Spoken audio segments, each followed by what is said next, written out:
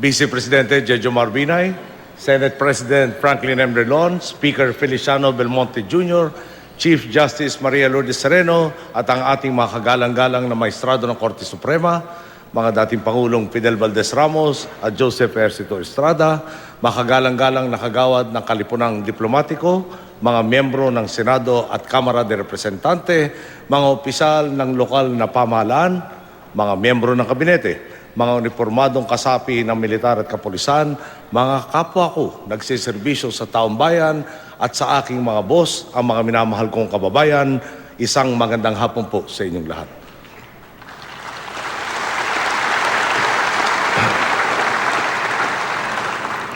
Ito po ang aking ikaapat na sona.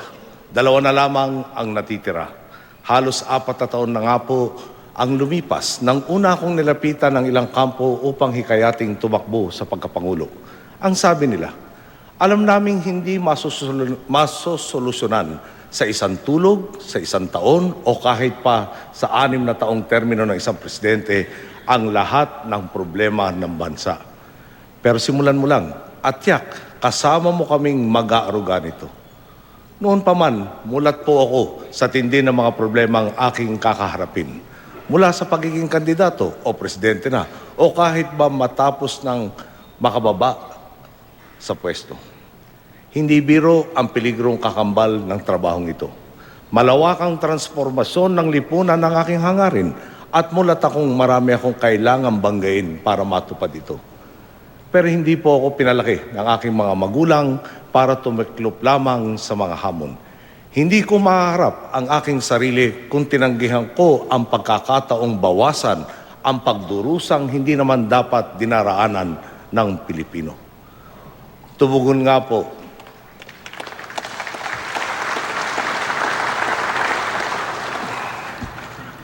Tumugon nga po tayo sa panawagan at ang mga kasama natin noong una nadagdagan pa. Sa paniniwala ko nga po, kung tama ang aking ginagawa, lalo pang dadami ang ating magiging kasangga. Nito ang nakaraang Mayo, tinanong ko kayo, Boss, tama ba ang direksyon natin? Ang tugon ninyo, tama at pabilisin pa natin ang transformasyon ng lipunan. Humiling ako na makakamping makikisagwan sa isang direksyon at ibinigay ninyo ito. Ang totoo nga po, hindi lang mayorya, hindi lang 9 sa 12, kundi 9 sa 10 pinakamataas na pwesto na senador ay mga taong inalapit ko sa inyo.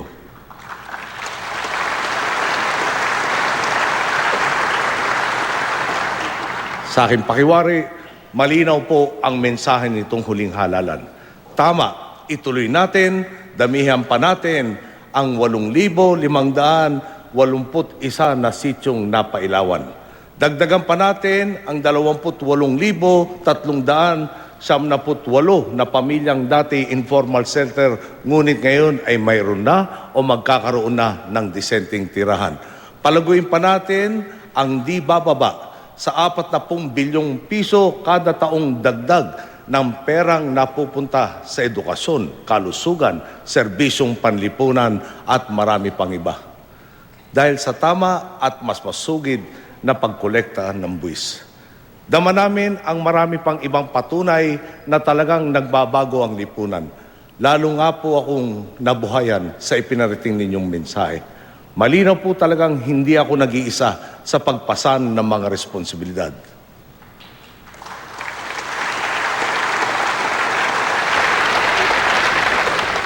Paano ba naman pong hindi lalakas ang aking loob?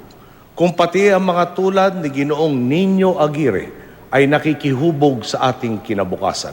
Isipin po ninyo, hindi na nga makalakad dahil sa kapansanan, pilit pa rin niyang inakyat ang presintong nasa ika-4 na palapag ng gusali para lang makaboto at makiambag sa tunay na pagbabago ng lipunan.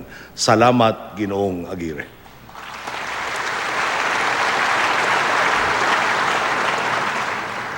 Hindi nga po nauubos ang mga Pilipinong handang makiambag na siyang ugat ng pagbabagong tinatamasa natin ngayon. Ang strategiya, sagarin ang oportunidad para sa lahat, lalo na para sa mga mas nangangailangan. Hindi natin pakay maghintay ng trickle down. Hindi pwedeng baka sakali o tsamba lang silang daratnan ng mga biyaya ng kaunlaran. Ito pong tinatawag nating inclusive growth. Itong malawakang kaunlaran, ang mismong prinsipyong bukal ng bawat inisyatiba, bawat kilos, bawat desisyon ng inyong gobyerno. Ang may iwan na lamang ay ang ayaw sumama dahil hindi sinamantala ang pagkakataon. Ang ating pong batayang prinsipyo, malawakang pagkakataon ang susi sa malawakan at pangmatagalang kaunlaran. Huwag po sana nating kalimutan na ang pagkakataon ay punla lamang. Kailangan itong diligin ng sipag, alagaan ng determinasyon at payabungin ng dedikasyon. Tinangalan po natin ang mga Testa Dole Scholars. Sa 500,521 na napagtapos na natin dito, tinatayang 6 sa bawat 10 ang nagkatrabaho na. Noong araw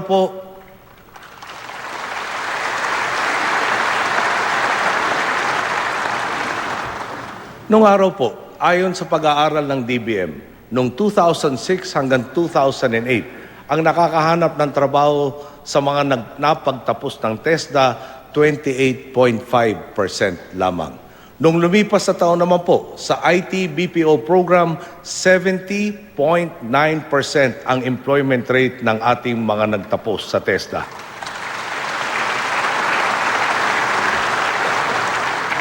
Sa Electronics and Semiconductor program naman, umabot sa 85% ng mga nagtapos noong 2012 ang nagkatrabaho. Malinaw po, kayo mismo ang uhubog, kayo mismo ang magdidikta kung hinog at matamis ang bungang kolektibo nating pipitasin o kung magiging bulok at katiting ang kahihinatnan na mga pagkakataong bubukas sa kabanatang ito ng ating kasaysayan. Isa-isahin po natin. Ang layunin palawakin ang saklaw ng Pantawid Pamilyang Pilipino Program, natupad. Ang dinatnan nating mahigit 700,000 kabahayang benepisyaryo ng programa noong 2010, umabot na sa halos 4 na milyon na kabahayan sa ating pong administrasyon.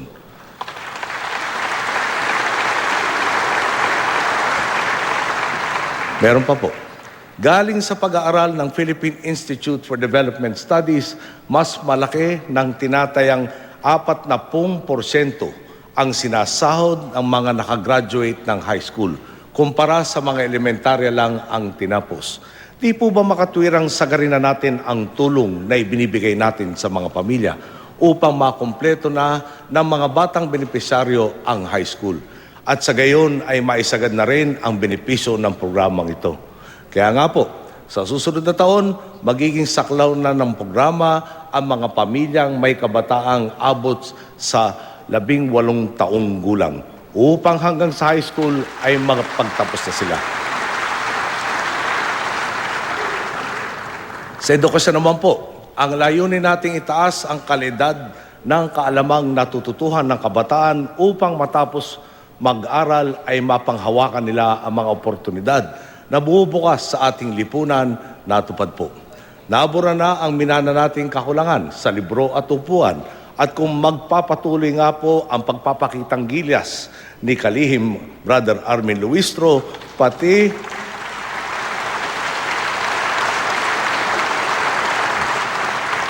po ang kakulangan sa silid-aralan ay mabubura na rin sa taong ito. Ang magandang balita pa, may kakayahan na tayong paghandaan ang magiging pangangailangan dahil sa K-12 program.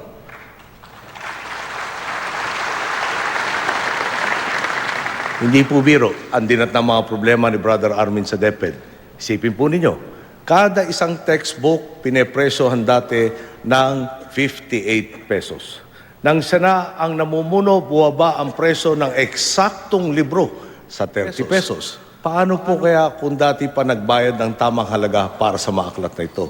Kung natipid natin ang diferensyang 28 pesos at may 5 textbook ang bawat sa isang tinatayang 20.7 million na estudyante sa ating public school system, ang katubas nito, halos 2.9 billion pesos.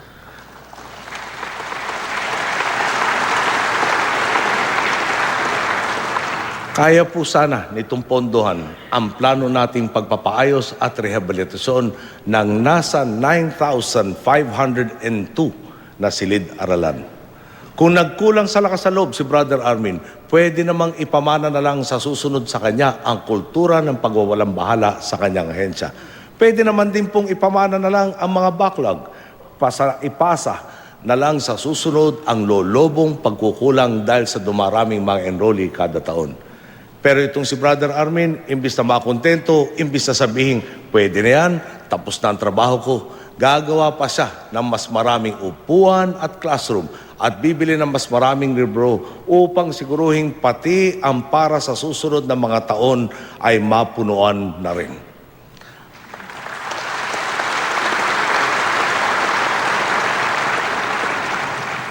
Ang pagpapalakas naman sa sektor ng agrikultura, natupad din.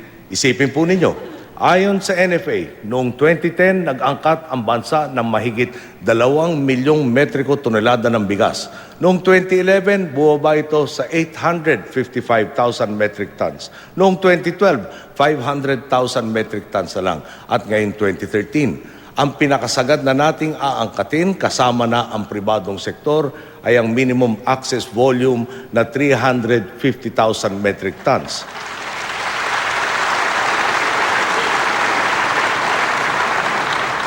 Nakapaloob na po dito ang 187,000 metric tons sa reserbang buffer stock sakaling magsunod-sunod ang bagyo. Malamang dahil on target pa rin tayo sa rice self-sufficiency, hindi na rin kailangan pang mag-angkat ng pribadong sektor. Dagdag pa po dyan, nagsimula na tayong mag-export ng matataas na uri ng bigas. Ang layo na po talaga natin doon sa panahong sinasabing hindi raw natin kayang pakainin ang ating sarili.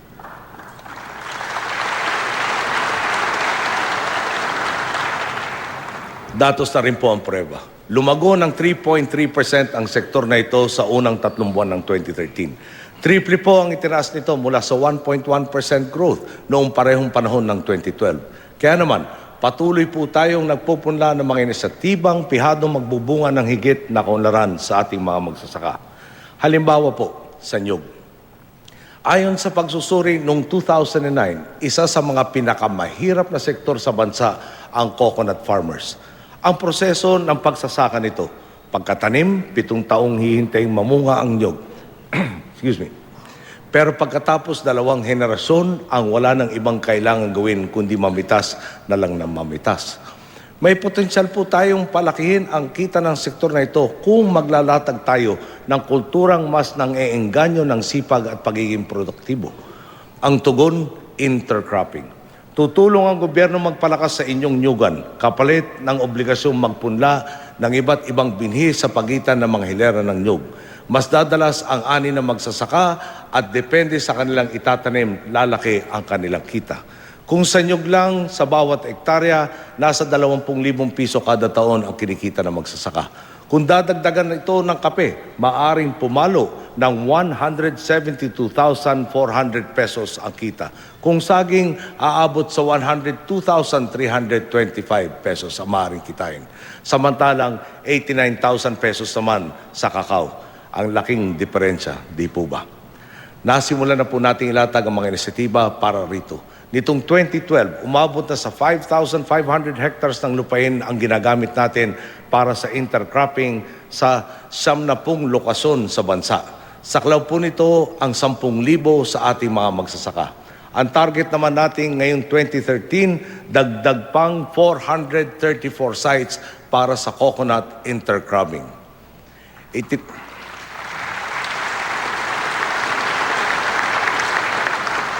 Itinitimo na rin po natin tungo sa mas produktibong pampang ang ating mga mangingisda. Isipin po ninyo, pumalo sa 193.65 billion pesos ang ambag ng industriya ng pangingisda sa ating ekonomiya nitong 2012. Pero sa kabila nito, 41% pa rin sa ating mga mangingisda ang maralita ng huli itong sukatin noong 2009. Sila ang nanguhuli ng isda, pero ang natitira para sa kanilang pamilya, tinik na lang. Kaya nga po, nariyan ang maraming inisyatiba ng pamahalaan upang tulungan makaalpas sa lambat ng kahirapan ang ating mga mangingisda. Halimbawa nga po, ang para sa Batarasa sa lalawigan ng Palawan. Sagana ang katubigan sa paligid nito. Pero dahil hindi mapaabot sa mga merkado ng sariwa ang isda, ginagawa na lamang itong tuyo. Sayang naman po. Kasi sa bawat 3 kilo ng lapu-lapu, 1 kilo lang ang tuyong nagagawa. Paano kung mapahaba ang pagkasariwa ng isda dahil sa cold storage facility? Pupunta ka sa merkado ng sagad pa rin ang presyo ng huli mo. Parehong sikap sa paghuli, pero makukuha mo tamang halaga. Kaya nga po, kasado na ang cold storage facility para sa Batarasa.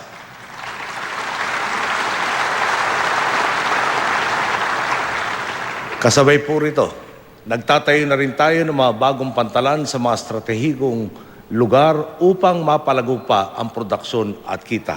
Ipinapaayos natin ang mga kalsada, tulay at iba pang infrastruktura, pati na ang serbisyo para sa ating mga mangingisda. Mahigpit din pong binabantayan ng DILG, BIFAR at Coast Guard ang pangingisda na walang habas. Ang hiling ko nga pong ambag sa ating mga mangingisda.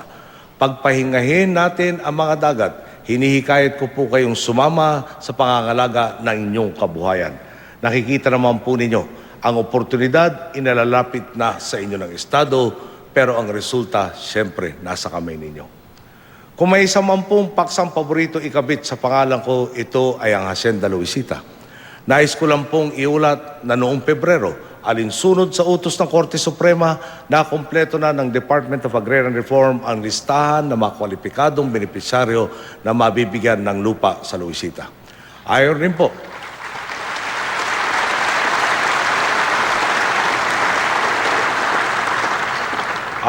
po, kay Kalim Hill de los Reyes, sinimulan na noong nakalipas na linggo ang pagtutukoy ng bawat loteng makukuha ng mga benepisyaryo at magsisimula ng ipagkaloob ang mga titulo sa Setyembre nitong taong to.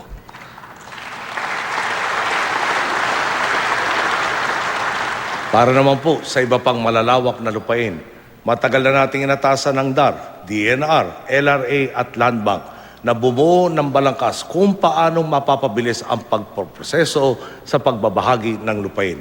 Ipaalala ko lang po, tamang datos ang unang hakbang sa maayos na implementasyon ng CARPOR. Pero nagmana po tayo ng isang depektibong land record system. Kaya simula pa lang po, nagtrabaho na ang DOJ, LRA, DNR at DAR para ayusin ang sistemang ito at nasa punto na tayo ngayon kung kailan kaya nating siguruhin.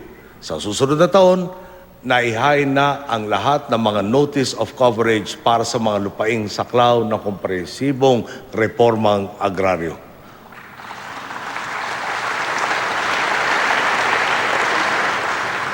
Malinaw po, ang Estado itinayo para paglingkuran kayo. Kung may problema sa kalusugan, dapat kumakalinga ang gobyerno. Sa panahon ng sakuna, nariyan din dapat ito para magbigay lingap. Ano po ba ang ginagawa natin sa mga larangang ito? Sa kalusugan, ang layunin nating masaklaw ng PhilHealth ang mas marami pa nating kababayan, natupad na rin po. Dumating tayong 62% ng Pilipino ang naka-enroll sa programa. Ngayon, nasa 81% na ito. Ang natitira nga pong wala sa talaan ay ang mga hinahanap pa. Kabilang na po ang informal sector at mga katutubo. Inaasahan po natin ang pakikipagtulungan ng mga lokal na pamahalaan upang maisali na natin sa sistema ang lahat ng ating mamamayan.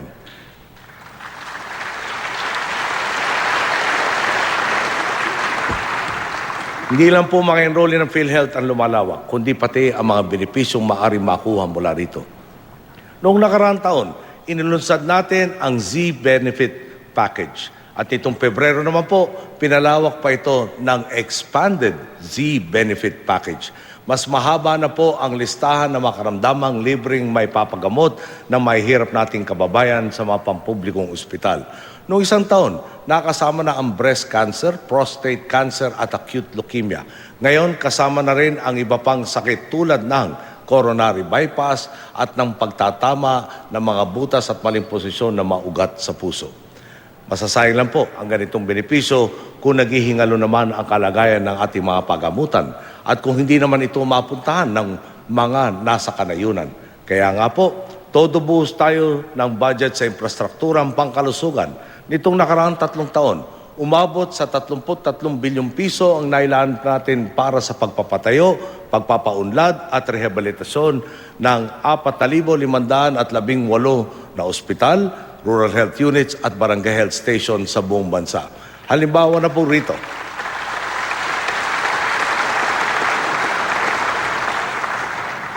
po rito, ang Region 1 Medical Center sa Dagupan na nakapagsagawa na ng 5 kidney transplant ngayong taon. Ang Bicol Regional Teaching and Training Hospital sa Legazpi, Vicente Soto Medical Center sa Cebu at Northern Mindanao Medical Center sa Cagayan de Oro na ayon kay Secretary Ike Ona ay may kakayahan na ngayong magsagawa ng open heart surgery dahil sa mga bagong pasilidad at kagamitan.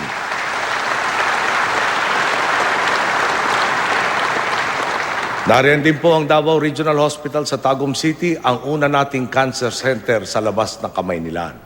Para naman po sa paghahanda sa kalamidad, ang layunin natin magpantay ng mga mekanismo upang mailayo sa peligro ang Pilipino, natupad na rin po.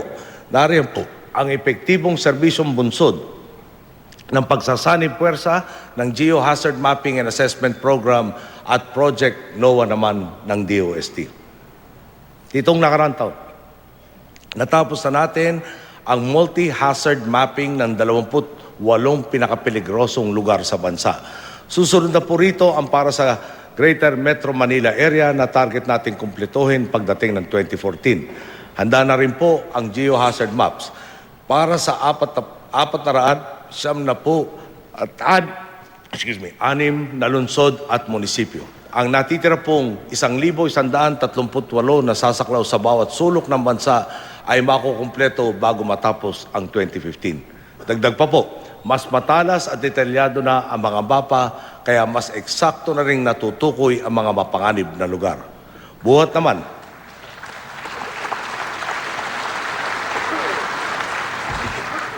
Buhat naman ng inilunsad ang Project NOAA noong nakaraang taon. Nakapag-deploy na tayo ng 525 automated water level monitoring stations at automated rain gauges sa 18 major river basins sa ating bansa. Tuloy-tuloy din ang pamamahagi natin ng mga modernong kagamitan tulad ng Doppler radars, tsunami detectors at alerting sirens. Subalit, hindi po sapat ang basta pagbibigay lang ng makabagong gamit at teknolohiya. Sinasanay din natin ang mga nakakatanggap nito kung paanong intindihin, gamitin at palaganapin ang impormasyon. Kapag masama ang panahon, hindi na lamang bilis na hangin ang kanilang basihan. Alam na rin nila kung gaano karaming tubig ang bubuhos at nakakapagbigay sila ng tama at napapanahong babala sa komunidad upang makapaganda.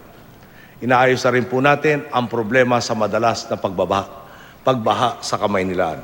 Biruin po ninyo, noong undoy, tinatayang 3,600 cubic meters per second ang tubig na dumaloy mula sa Sierra Madre. Pero ang kapasidad ng dadaanan nito nasa tinatayang 1,000 cubic meters per second lang. Saan naman po pupunta ang diferensyang 2,600 cubic meters kada segundo? Ito po ang bugso ng tubig na nagpapaapaw sa mga mabababang lugar at nagiging baha. Di po ba't narinig na ng marami sa atin? Waterways are inalienable. Ibig sabihin, ang daanan ng tubig para sa tubig lang. Ang problema nga po, kulang na nga ang dadaanan ng tubig, may mga gusali pang nag-aahadlang sa mga estero at binabarahan pa ito ng basura ng mga tumitira sa paligid.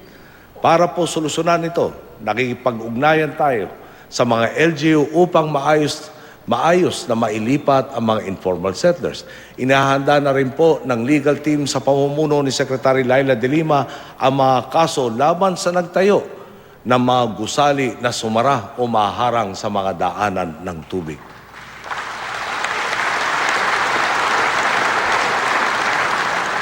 Hindi po tayo makukontento sa sisiyan.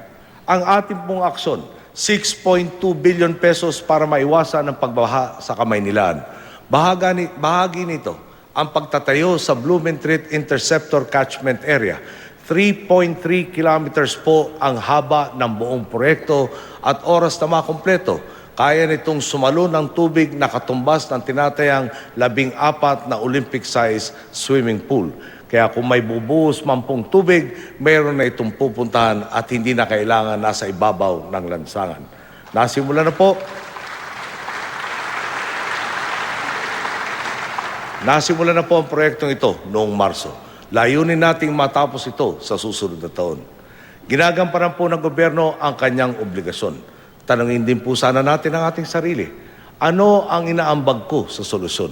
Kung may magtapon sa ilog, sitahin mo sana. Kung may magtayo ng building sa estero, isumbong mo na. Lalo po tayong malulubog sa problema kung magkikibit, balikat lang po tayo.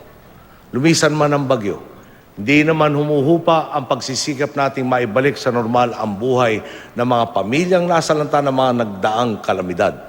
Sa pagtutulungan ng gobyerno at pribadong sektor, nasa 9,377 na kabahayan na po ang naipatayo para sa mga sinalanta ng bagyong Sendong.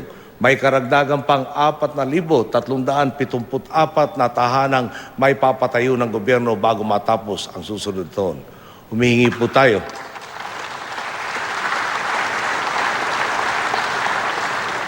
Humihingi po tayo ng pag-unawa kung medyo nagtagal ito. Dahil na rin sa masalimut na proseso ng land acquisition. Katunayan nga po, kung maayos ang usapin sa iba pang lupain, may dagdag pang 2,719 na kabahayan ang may papatayo natin. Target naman po natin may pagkaloob ang kabuang 53,106 na kabahayan para sa mga kababayan nating sinalanta ng Bagyong Pablo. Nasimula na po natin ang pamamahagi ng mga bagong bahay nitong Mayo. Tatapusin po natin ang 17,609 na kabahayan bago matapos ang taon.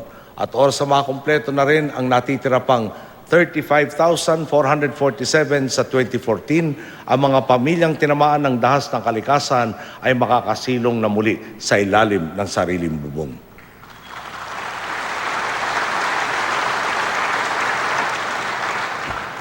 Tungkol din po sa pabahay, para naman sa ating uniformadong hanay, ang 21,800 na housing unit para sa pulis at kasunduluhan natupad na noong isang taon pa. Sa phase 2 naman ng proyekto, naitayo na rin po ang halos 26,050 sa target na 31,200 na makukumpleto na sa susunod na buwan para naman sa phase 2. Bukod sa pabahay, may mga programang pangkabuhayan din tayong binubuo para sa ating mga kawal. Ang ilang libong hektaryeng lupain sa 3 kampo militar, partikular na sa Fort Magsaysay sa Nueva Ecija, sa Camp Kibaritan sa Bukidnon at sa Camp Peralta sa Capiz ay paglulunsaran ng dagdag na pagkakakitaan ng mga sundalo gaya ng plantasyon ng kawayan, kape, kakao at palm oil. Kung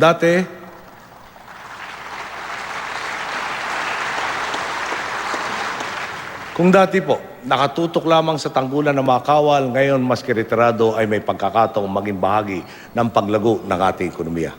Subalit hindi dito nagtatapos ang paghahanap ng solusyon sa mga minana nating problema sa pambansang tanggulan. Isipin po ninyo, noong 1986, mayroon daw tayong 250,000 na pulis at sundalo para sa mahigit 55 million Filipinos. Ngayon po, mayroon pa rin tayong tinatayang 250,000 na pulis at sundalo na nagbabantay sa 95 milyong Pilipino. Halos dumoble ang populasyon natin pero hindi nagbago ang bilang na nagbabantay sa atin. Tsak pong may mga nagsasabi na dyan, problema ba ito? E di magdagdag kayo ng pulis at sundalo, makakalikha pa kayo ng trabaho. Sana nga po, ganyan lang kadali at talagang kasimple ang solusyon. Tingnan po muna natin. Sa karaniwang pension scheme, maghuhulog ng kontribusyon ng membro at nag-empleo. Ito ang puhunang palalaguin at dito magmumula ang pensyon sa pagre-retiro ng membro. Pero ano po ba ang sitwasyon sa pensyon ng AFP at PNP? Walang naguhulog pero may kailangan bayaran.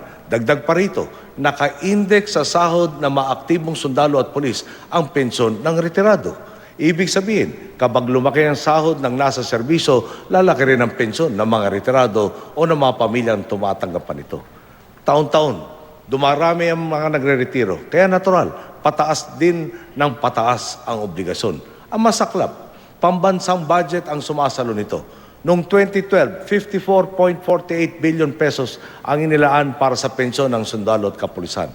Ngayong taon, 61.29 billion at aabot po ito sa 80.64 billion sa 2016. Lolobo pa ito ng lolobo.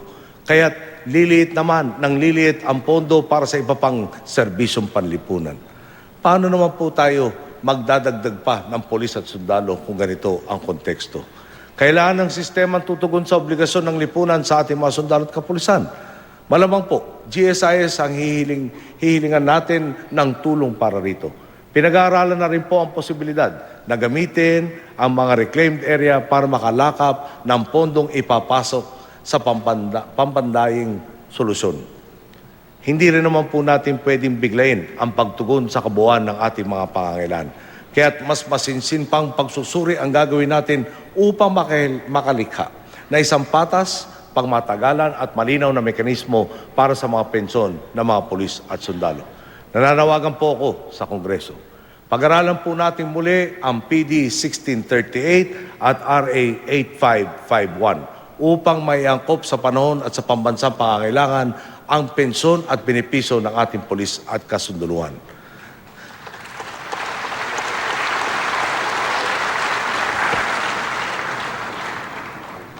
Kaparehong paninindigan rin po ang nakikita nating solusyon sa nakaambang problema sa pensyon sa SSS. Isipin po ninyo, mula 1980, 21 times nang nagkaroon ng across-the-board pension increase. Ulitin ko lang po yun, 21 times. Pero ang masaklap po, 2 beses palang tumaas ang contribution rate. Ang resulta, tinatayang 1.1 trillion pesos na ang unfunded liability ng SSS. Base sa pag-aaral na isinagawa nitong 2011, inaasahang tataas ito ng 8% kada taon at mauubos ang pondo 28 years from now. Kapag nangyari ito, walang ibang malulugi kundi ang susunod na salinlahi ng Pilipino. Naniniwala po tayong panahon na para amyendahan ang SSS pension scheme. Kailangan nating tambalan ng inisyatibang mag-impok ng sapat ang pagluluwal natin ng pera. Kung magdadagdag lamang tayo ng 0.6% sa contribution rate, 141 billion pesos na agad ang may babawas sa unfunded liability ng SSS. Kung ngayon na tayo magsisimulang mamuhunan sa kinabukasan, wala nang problemang ipapamana sa mga susunod sa atin.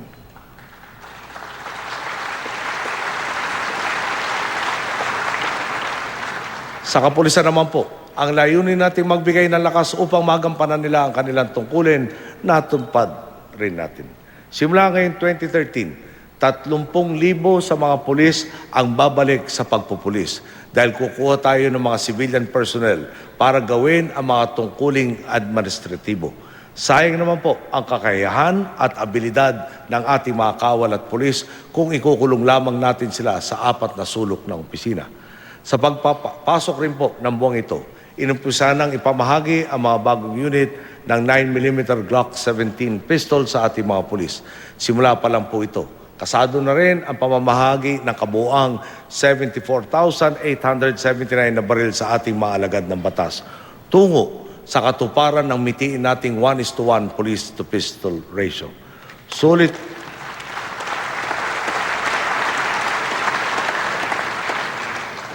na sulit naman po ang pamumuhunan natin ito sa pambansang kapulisan. Lalo pat nagbubunsod ito sa maayos at maasahang serbisyo. Di po ba tuwing eleksyon, nasanay na tayo sa kaliwat kanang insidente ng karahasan? Tinugunan po natin ito tulad ng Oplan Katok. Ang pakay ng programa, hanapin ang mga baril na pasuna ang lisensya at tiyakin na ang mga mayroon lamang lisensya ay hawak pa rin ng otorisadong mamamayan. Para gawin ito, 491,929 na pintuan ang kinatok ng ating mga pulis para sa renewal ng mga lisensya. Nakatulong po ito upang maging mas epektibo ang kampanya natin para sa secure and fair elections. Kung saan ang 112 private armed groups noong eleksyon ng 2010 ay napababa na lang sa 41. Katumbas po ito ng 63% na pagbaba.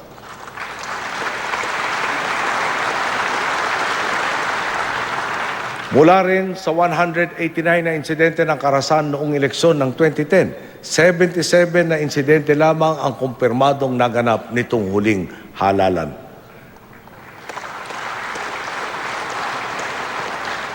Gawin po nating halimbawa ang ARM. Ang sabi nga po ni Governor Mujib Bataman, sa tanang buhay niya, hindi siya makaalala ng pagkakataon kung kailan walang failure of election sa Lanao del Sur. Alalahanin po natin, ito ang unang beses na magkasabay ang pambansa at regional na halalan sa ARM. Ang ibig pong sabihin, noon ay nakatutok ang buong puwersa ng Estado sa isang rehiyon, pero may failure of elections pa rin. Ngayong 2013, dahil buong bansa ang kailangan tutukan at lumawak ang kanilang responsibilidad, may mga nag-akalang luluba pa ang sitwasyon sa halalan ng ARM. Pero kita naman po, ang laki ng ikinaganda nito. Naging malinis at tapat ang halalan sa ARM. Natuloy ang bilangan, natuloy ang proklamasyon ng mga may bagong mandato mula sa taong bayan. Dahil sa sipag na ating mga pulis at kawal at gayon din sa pakikisa ng sambayanan, talaga naman pong ang eleksyon 2013 ay naging mas payapa at tahimik.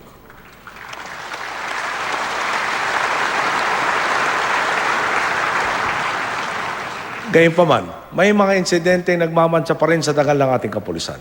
Nabalita na naman siguro natin ang nangyari sa mga miyembro ng Usamis Gang na sina Ricky Cadavero at Wilfredo Panugalinga. Nahuli na, pero napatay pa. Tulad ng ginawa nating investigasyon sa nangyari sa Atimonan, sisiguruhin nating mananagot ang sino mang pulis o sino mang sangkot dito. Gaano man kataas ang kanilang ranggo, kung sino man ang mga pasimuno dito, maganda lang kayo. Malapit ko na kayong makilalang lahat.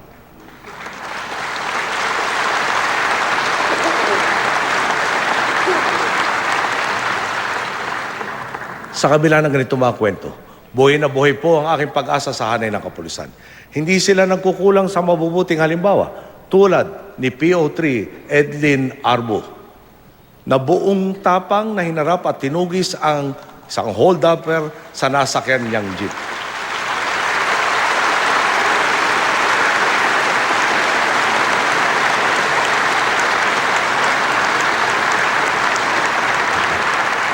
Off-duty man at walang dalang baril, nariyan po siya at sinagupa yung hold-upper na nagkabaling sa ang pagtripan. Nariyan din po si PO3, Felipe Moncatar, na umani ng samot-saring papuri dahil sa haba ng listahan.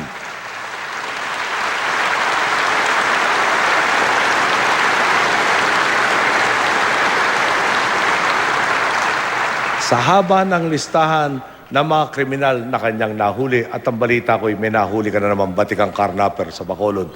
Talagang napakahusay mo. Ang ilan po dito sa kanyang mga nahuli kabilang sa pinag-ahanap na personalidad sa Bacolod at miyembro ng mga malalaking sindikato. Baka narinig pa rin po ninyo ang kwento naman ni PO2 Dondon Sultan. May nasiraan ng kotse sa kabaan ng Quezon Boulevard. Tigil naman si Ginoong Sultan para tumulong. Hindi lang po siya nagpalit ng gulong, inihatid pa niya sa kasa ang nasiraan. Bilang pasasalamat sa kanyang serbisyo.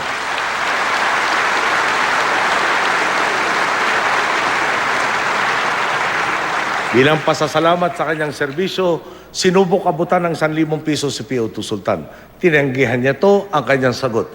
At I quote, "Trabaho namin tumulong sa mamamayan." Close quote.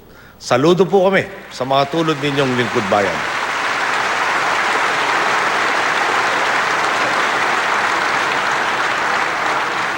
Patunay kayong hindi pa endangered species ang tapat at mahuhusay na pulis. Inatasan ko na si Kalihim Mar Rojas ng DILG, pati na rin si Kalihim Voltaire Gasmin ng DND upang siguruhin ang mga katulad ninyo sa ating uniformadong hanay ay makakatanggap ng kakulang pabuya at karangalan. Salamat po muli.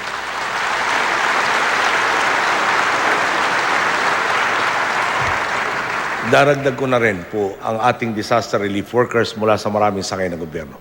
Pati na ang volunteers galing sa pribadong sektor. Alam ko pong hindi madaling lumusong sa baha, magbungkal ng putik at humarap sa muka ng pinsala. Hindi po ako magsasawang kilalanin ang inambag ninyo sa lipunan. Saludo po ako sa pag-aalay ninyo ng sarili upang bawasan ang pagdurusa ng ating mga kababayan. Abot,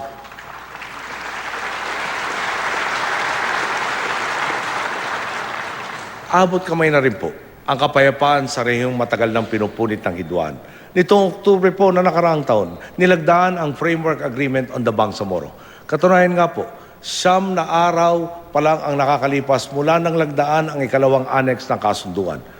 Kumpiyansa po tayong masusundan pa ito ng mas magandang balita sa lalong madaling panahon. Tiyak kumulat ang lahat. Hindi biro ang proseso ng pagbubuo ng konsensus. Mabuti na lamang talaga at handang makinig, magbigayan at magkita sa gitna ang magkabilang panig. Alam naman natin na maaaring maging resulta. Magpapadaan tayo sa init. Ang malinaw po sa akin, ang mga salitang ating bibitawan ay dapat magbunga ng mga kilos na positibong makakaapekto sa lahat. Ang bawat linya sa binubuo nating kasunduan ay dapat maaaring itaga sa bato at hindi ililista lamang sa tubig upang anurin na naman ng kasaysayan.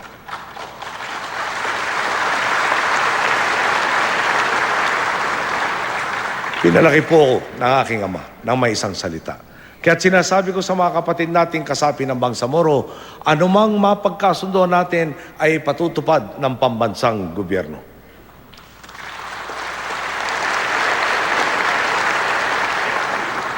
Kailangan po ng tiwala sa usapan ng kapayapaan.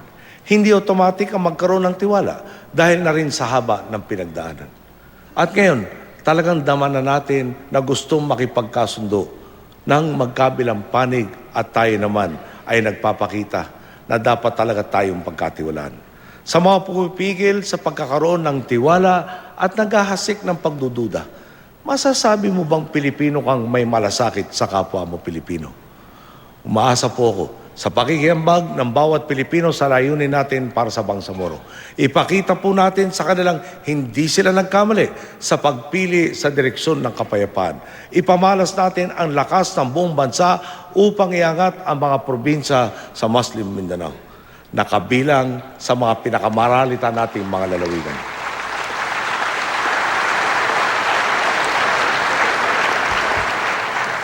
Tagumpay ng lahat ang ating hangarin.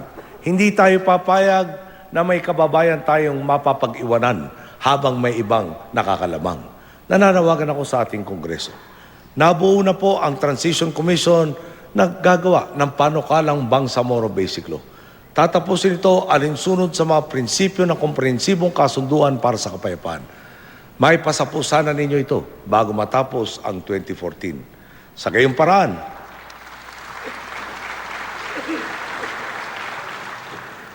paraan, may sapat tayong panahon para makapaganda sa pag-alal ng bagong pamahalang Bangsamoro sa 2016.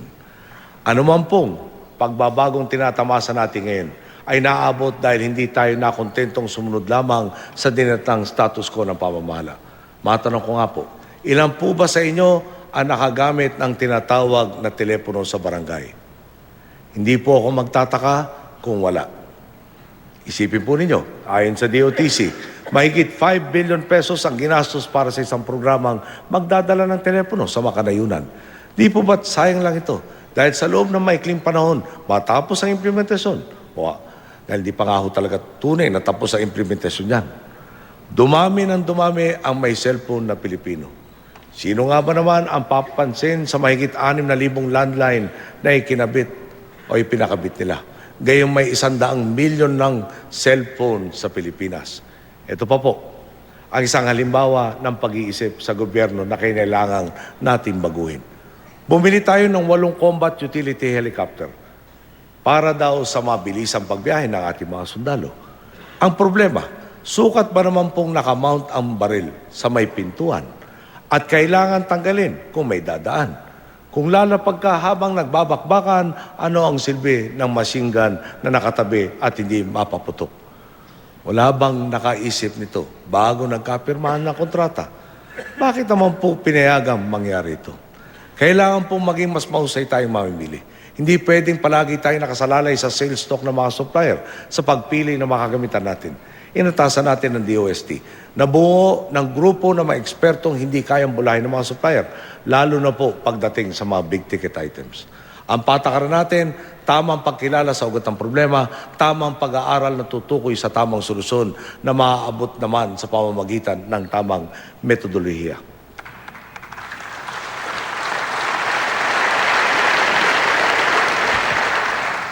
Iyan po ang kaisipang pinagmulan ng ating tugon sa isyu ng mga informal sector sa Kamaynilan. Kaya nga po, ang layunin natin ilayo sa panganib ang mga nagsisiksikan sa peligrosong bahagi ng lungsod. Tinutupad na rin natin. Wala naman pong sigurong kokontra. Kapag sinabi natin hindi tama ang kasalukuyan nilang kondisyon, ayon po sa Article 2, Section 5 o ang General Welfare Clause ng ating saligang batas, dapat sundin ng Estado ang pagpapanatili ng kapayapaan at kaayusan, ang pangangalaga sa buhay, kalayaan at ari-arian, at ang pagtataguyod sa kagalingang panlahat upang matamasa ng buong sambayanan ang mga biyaya ng demokrasya, close quote. Dito po natin napatunayan, nakikinig sa katwiran ng Pilipino. Kapag ipinakita mong malasakit ang iyong batayang prinsipyo, handa tayong makiisa. Bago po magbaklas ng mga bubong at magtibag ng mga pader, ipiniliwanag natin ang katwiran ng ating desisyon. Maayos ang lilipatan, malapit sa sakayan, at kung magsisikap kayo, hindi magkukulang ang inyong pagkakakitaan. Nilinaw din po natin, layunin natin magbigay lingap sa mga nasa peligro, hindi sa sindikato. Batid natin sa tuwing inaabuso ng ilan ng pagmamalasakit ng Estado, ipinapain rin nila sa alanganin ang buhay at kabuhayan ng napakaraming Pilipino. Matapos nga pong may biyahe ang isang pangkat sa relocation site, sila mismo naghikayat sa mga dati nilang kapitbahay. Sumama na kayo, mas ligtas dito. Ngayong taon po, prioridad nating ilipat ang mahigit 19,400 pamilyang nagsisiksikan sa mga pangunahing daluyan ng tubig sa Metro Manila. Sa pagkakapit-bisig ng DILG, NHA, DSWD, MMDA at DPWH, lumilinaw na po ang sagot sa suliraning ito. Isa pa pong halimbawa ng transformasyon sa pamamahala.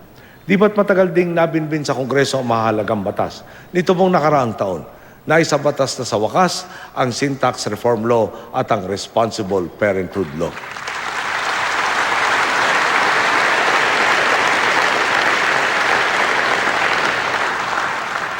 Nagpapasalamat tayo sa mga naging kasangga natin sa pagsusulong nito sa Kamara at Senado. Hindi ninyo inalintana ang mahabang proseso ng debate at konsultasyon. Hindi kayo nagpadaig sa mga naghahasik ng pagdududa upang harangin ang ating mabuting agenda. Tinitimbang ninyo kung ano ang kapaki-pakinabang sa mas nakakarami at isinulong ang tunay na serbisyo para sa Pilipino.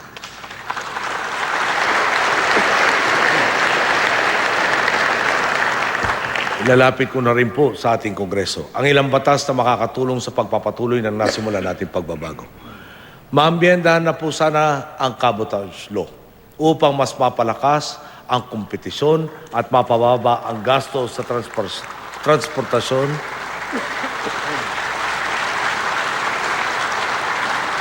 ng ating mga sakahan at industriya.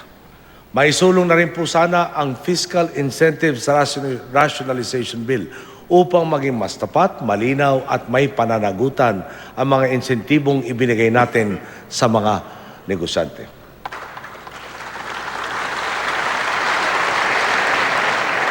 Paglaanan din po sana ng panahon ang Land Administration Reform Bill upang maitimon sa isang direksyon ang mga kawanihang nakatutok sa ating mga lupain at nang sa gayon ay masigurong masinop at epektibo nilang magagawa ang kanilang trabaho. Bukas sa bukas din po.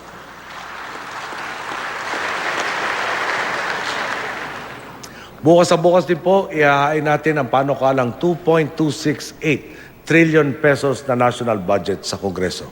Kumpiyansa po ako sa suporta at pakikibalikat ninyo upang mapatibay ang pondong ito na talaga naman pong masusing pinag-isipan. Makakatulong ito hindi lang para ituloy ang agenda ng positibong pagbabago, kundi upang mapapaspas pa ang pag-aarangkada natin tungo sa malawakang kaunlaran. May ilan pong nagsasabi na kailangan patibayin ang sandatahang lakas. Sangayon po ako dito.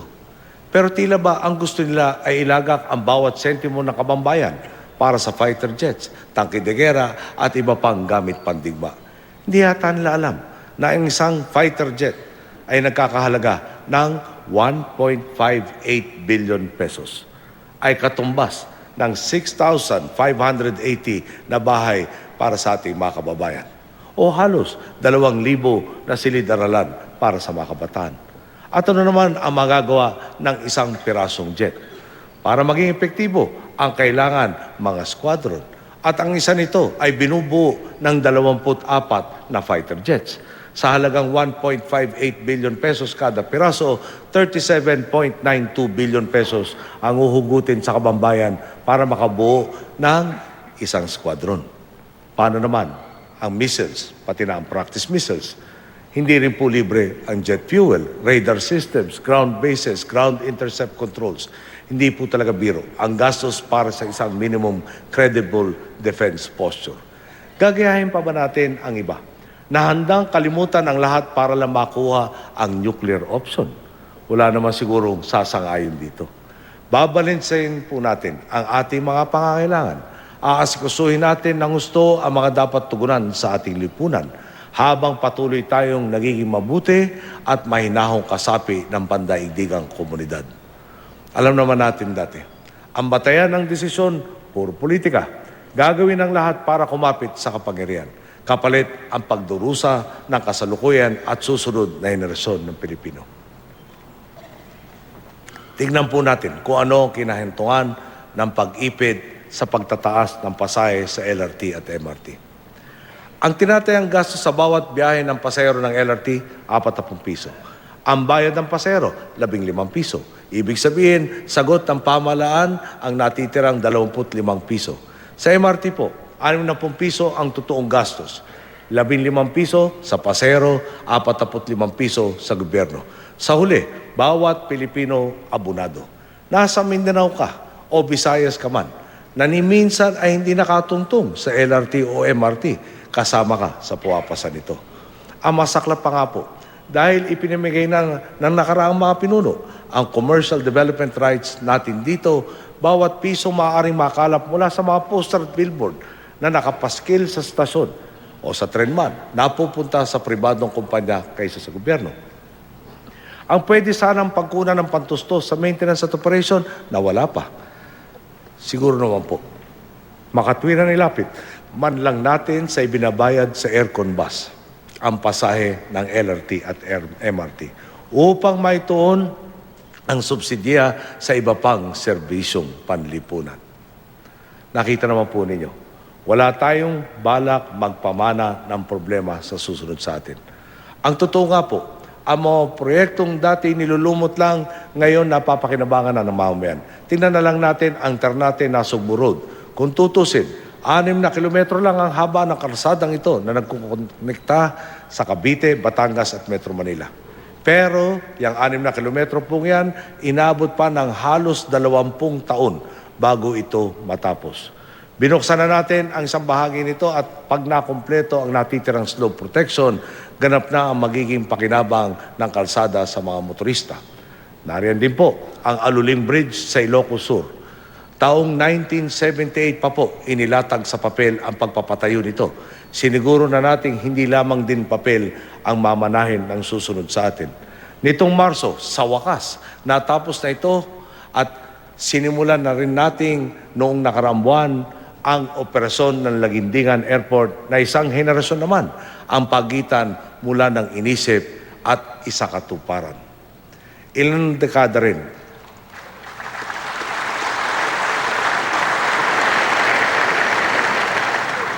Ilang dekada rin naghintay ang industriya ng semiconductors na magkaroon ng laboratoryong kayang makipagsabayan sa pasilidad ng ibang bansa. Hindi na po natin pinahaba ang kanilang paghihintay. Nitong nakaraang Mayo, sa pangunguna ng DOST, pinasinayaan natin ang Advanced Device and Materials Testing Laboratory. Dati kailangan pang ipadala ang mga produkto sa ibang bansa para suriin. Hindi natin nasasagad ang kita, hindi rin nasasagad ang potensyal ng industriya na maghikayat ng puhunan. Dahil po sa pasilidad nito na tinuguriang ADMATEL, ngayon dito na susuriin ang mga produkto at masusulit ang mga bentahe ng magagawang Pilipino sa larangan ng electronics. Inaasahan nga po nating lalo pang lalakas ang industriyang nag-ambag ng halos 44% ng ating exports noong 2012.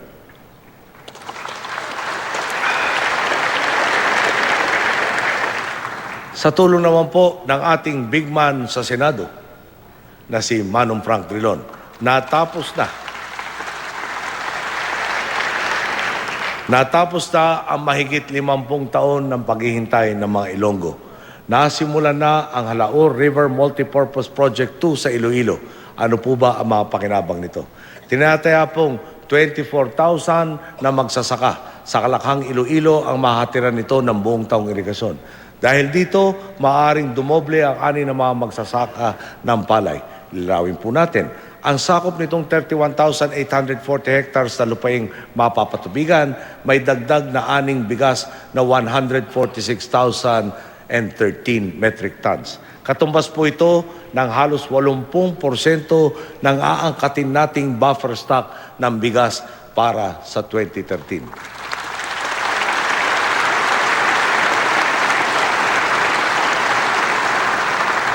Bukod pa po ito sa iba pang benepisyo ng proyekto tulad ng pag-iwas sa malawakang baha sa Iloilo at ang dagdag na 6.6 megawatts na hydropower. May ambag din ito sa supply ng tubig para sa ilang bahagi ng probinsya at sa industriya ng ecotourism doon. Dagdag pa rito, nasa 17,000 trabaho ang malilika ng proyekto. Oras na maging fully operational naman ito, tinatayang 32,000 Pilipino ang mabibiyayaan ng sapat na pagkakakitaan.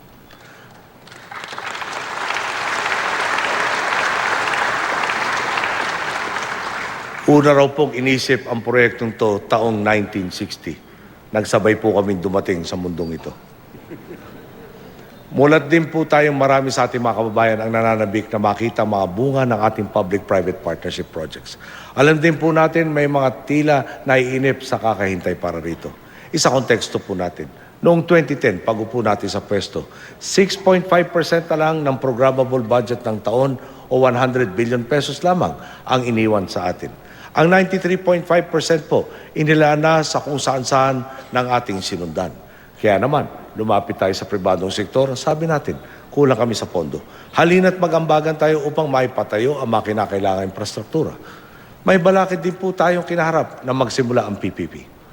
Luma na ang mga pag-aaral na basihan ng mga proyekto. Kulang sa kalaman ang burokrasya para ipatupad ito. Idagdag pa natin ang publikong nagsawa ng magtiwala sa mga kontratang pinapasok ng gobyerno. Gayunpaman, sa anumang pong sitwasyon, ang ating prinsipyo, gagawin na lang din natin, gawin na natin ng tama. Wala tayong balak na pumasok sa questionableng kontrata ngayon para lang ipamana ang problema sa susunod na administrasyon. Kailangan dumaan sa tamang proseso ang bawat proyekto para masigurong ang perang inyong pinaghihirapan ay napupunta sa dapat itong kalagyan. Ngayon pa lang, nakikita na natin ang epekto ng maayos, tapat at hayag na paglalatag sa PPP projects. Dati, may isang paliparan lang na may pagawa, napakalaki ng balita. Ikumpara po natin ngayon, bukod sa pinapakinabangan na ang paliparan sa Lagindingan, sabay-sabay din po ang proseso ng pagsasaayos at modernisasyon ng Tacloban Airport, Bicol International Airport, New Bohol Airport, Mactan Airport at Puerto Princesa Airport. Ang Daang Hari SLEX Link Road ang pinakamabilis na PPP project na na-award sa alinmang administrasyon nang walang shortcut na dinaanan ng proseso.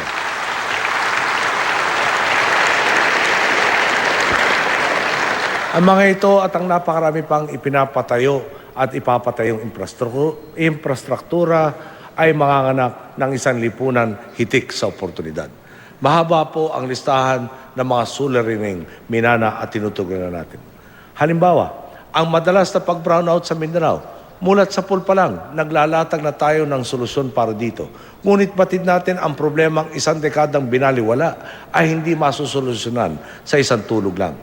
Sa ngayon, patuloy ang paggawa natin ng mga hakbang upang tugunan ang mga kakulungan at agarang pangangailangan. Nariyan po ang pagtulong natin sa electric cooperatives upang makapagpasok sila ng generator sets ng magpapabawas sa mga brownout. Magtutuloy-tuloy ito hanggang makompleto na ang mga plantang magsusupply ng kuryente sa rehiyon. Pero hindi po talaga maubos ang kontra. Keso tataas daw ang presyo ng kuryente kapag may gensets dahil diesel ang ginagamit. May hydropower ngayon dahil tagulan. Kaya umuugong na naman ang reklamo laban sa mga genset. Pero pagpasok ng tag-init, tsak, marami na naman po magrereklamo sa 8 oras ng brownout. Sa ibang bahagi naman po ng Pilipinas, gusto nating magtayo ng mga planta. Habang umuunlad kasi ang ekonomiya, tumataas din ang konsumo natin ng kuryente at kailangan dagdagan ang supply nito. Gusto ba natin kapag sinagad na ang mga pagkukunan, saka lang tayo gagawa ng planta? Paggawa po niyan, 2 hanggang 3 taon kada planta. Hindi po kabuting basta na lang susulpot ang mga ito. Kung maganda ang mungkahi, handa naman po tayo makinig. Pero sana naman ay makuha ng mga miron ang kabuuang konteksto ng sitwasyon. Halimbawa po, ang planta sa Redondo, Zambales. Pina-TRO dahil mas maganda raw ang renewable. Sinabi rin po ba nilang mas mahal itong ipatayo? At mas mahal din ang magiging presyo ng enerhiya. Sinabi po kaya nilang hindi nito kaya tugunan ang base load o ang kapasidad na kailangan laging nariyan para hindi mag-brownout. Magtatayo ka ng wind, paano kung walang hangin? Kung solar, paano kung makulimlim? Lilinawin ko lang po. Naniniwala rin ako sa renewable energy at suportado natin ito. Pero dapat ding may baseload plant na sisigurong tuloy-tuloy ang daloy ng kuryente sa ating mga tahanan at industriya. Mag-iingay pa rin po kaya ang mga kumukontra kung busy na sila sa kakapaypay dahil nag-brownout na. Ang sa akin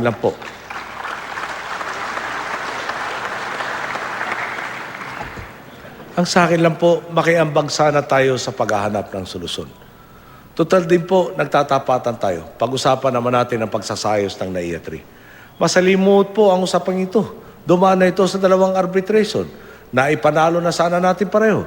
Pero binaligtad ang desisyon sa isa dahil sa technicality. Kaya po ngayon, pinaghahandaan ang muling pagdinig nito.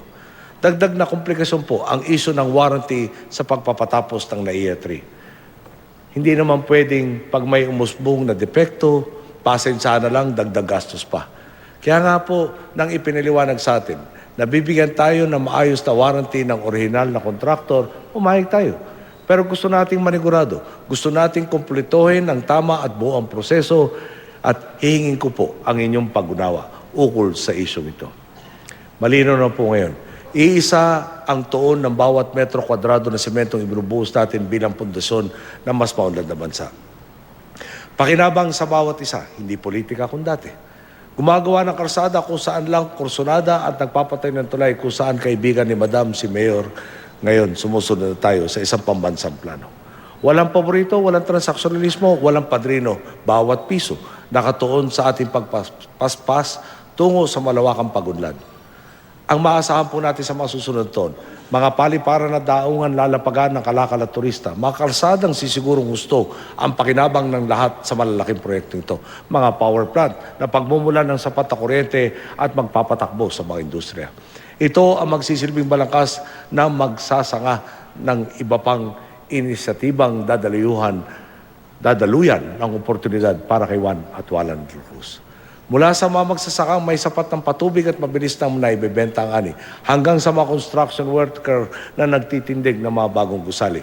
Mula sa patuloy na pag-usbong ng mga call center hanggang sa pagdami ng mga negosyanteng handang magpasok ng kapital sa bansa. Nagsulong tayo ng mga tamang proyekto sa tamang halaga. Ginawa natin ito na may tamang kalidad at natapos o matatapos ito sa tamang panahon.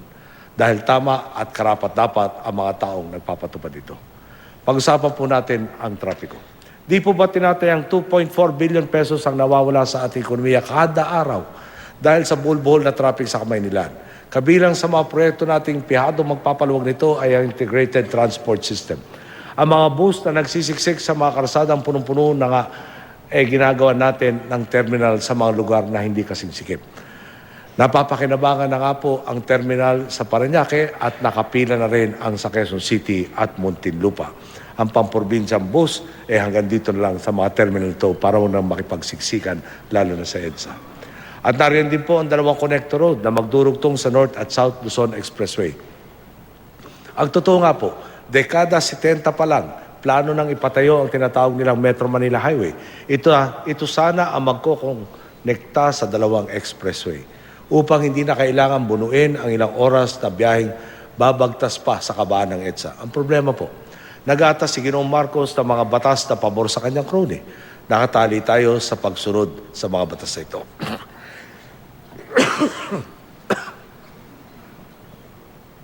Ito na po. Sino mang magpatayo ng infrastruktura sa lugar na iyon, dapat kasosyo ang korporasyon ng kanyang kaibigan. Masaklap po, na-extend ng 30 taon ang kanilang prangkisa sa tuwing magkakabit sila ng kahit isang dipa lang ng kalsada sa Orinal. Dagdagan pa po natin, nang kumita ang kumpanya, hindi na kompleto ang pagpapalawig o pagpapaunlad sa mga infrastruktura at daan. Tanda po nyo na dapat umabot sa Carmen Rosales sa Pangasinan at Lucena sa Quezon ang mga kalsadang nabanggit. At yung Metro Manila Highway o Expressway hanggang ngayon wala pa. Nang nalugi naman, nakuha pang ipasa sa gobyerno ang utang. Ilalapit ko na po ito sa ating Kongreso. Silipin po natin muli ang Presidential Decrees 1113 at 1894. Sa kabila nito, tuloy po ang mga proyekto natin. Mayroon tayong 8 kilometrong 4-lane elevated expressway na kokonekta sa C3 Road sa Caloocan, patawid ng Espanya hanggang sa PUP sa Santa Mesa. Mayroon ding mahigit 14 na kilometrong 6-lane elevated tollway na babagtas mula Balintawak hanggang Buendia sa Makati. Ang common alignment naman po ng dalawang kalsadang ito, 5.5 kilometrong 6-lane elevated expressway mula PUP sa Santa Mesa, patawid sa kalagitnaan ng Osmeña at Quirino Avenue hanggang Buendia sa Makati. Oras na mabuksan ng kalsada, ang biyaheng SLEX hanggang NLEX na dati inaabot ng 2 oras, kaya ng takbuhin ng 15 minuto. Ang Clark naman hanggang Calamba na puwapalo noon sa 3 oras, halos pangangalahati at magiging 1 oras sa 40 minuto. Kada araw tinatayang 55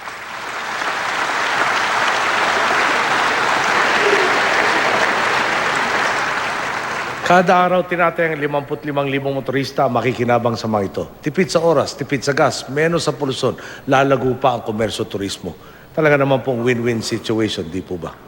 Sa loob nga po ng 3 taon, pinatunayan natin na mga ahensyang dati pugad ng korupsyon ay maaaring maging ehemplo ng tapat at epektibong paglilingkod. Ilan po sa mga simple ngunit epektibong pagbabagong isinagawa ni Secretary Babe Singson ng DPWH, wala ng letter of intent na ginagamit ng mga bidder para magkuntsabahan. Pinasimple ang proseso ng bidding, kaya mas marami na nagkukumpetensya para sa mga proyekto at mas sulit na ang presyong nakukuha ng gobyerno. Nasa oras na rin magbayad ang gobyerno, kaya mas nag-iinganyo ang mga mahuhusay na kontraktor na makiambag sa pagtatayo ng pambansang infrastruktura.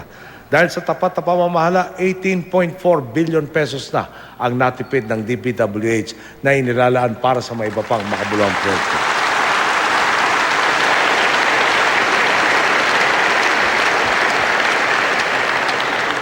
Bilang halimbawa ng resulta ng mabuting pamamahala, tingnan natin ang Tagumbao Bridge sa Herona, Tarlac. Sa totoo lang, Congressman pa lang po ako, iminungkahi ko na ito. May mga nasasakupan kasi tayong kailangan pang umikot ng 2 bayan para tawirin ang maapaw na ilog tuwing tagulan. Sabi ko nga po sa mga dating administrasyon, sa inyo na ang buong pidap ko, magawa lang ito. Kung pwede sana installment plan. Pero wala po nangyari. Lumawak ang idurugtong ng tulay dahil sa nababakbak ng papang. Kasalukuyan na po natin ginagawa ang Tagumbao Bridge at ito po ang kwento ngayon. Tayo na ang nagpapatupad dito. Nasa 334 million pesos ang aprobadong pondo, pero dahil sa tamang pangangasiwa at tapat na paggugol, naibaba ito sa 226 million pesos. Suma total, nakatipid tayo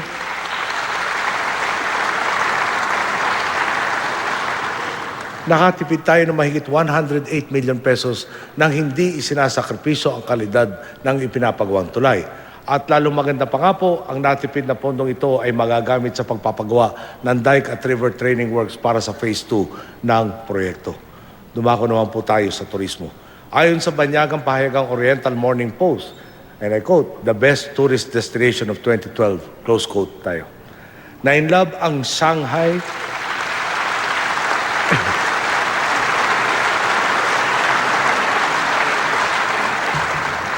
para namang na-inlove ang Shanghai Morning Post sa ating bansa nang binansagan nila tayong, and I quote, "most romantic destination of 2012."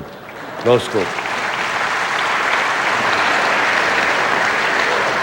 Hopefully, they will love us more. Sabi naman ng Scuba Diving Magazine, and I quote again, best diving destination, close quote, ang Pilipinas. Best island naman daw ang Palawan kung tatanungin ng Travel and Leisure Magazine. Kulang na nga lang po ay tawagin na tayong paraiso.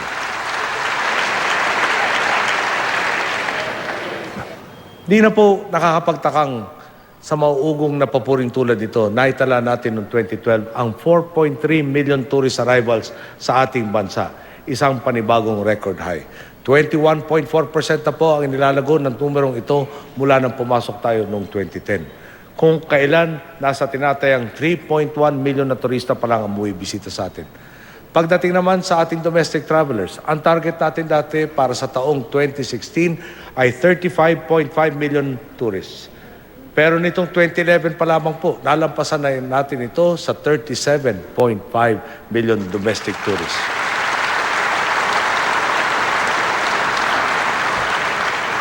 Ngayon po, sa momentum natin ito, tiwala tayong maabot ang bagong target na 56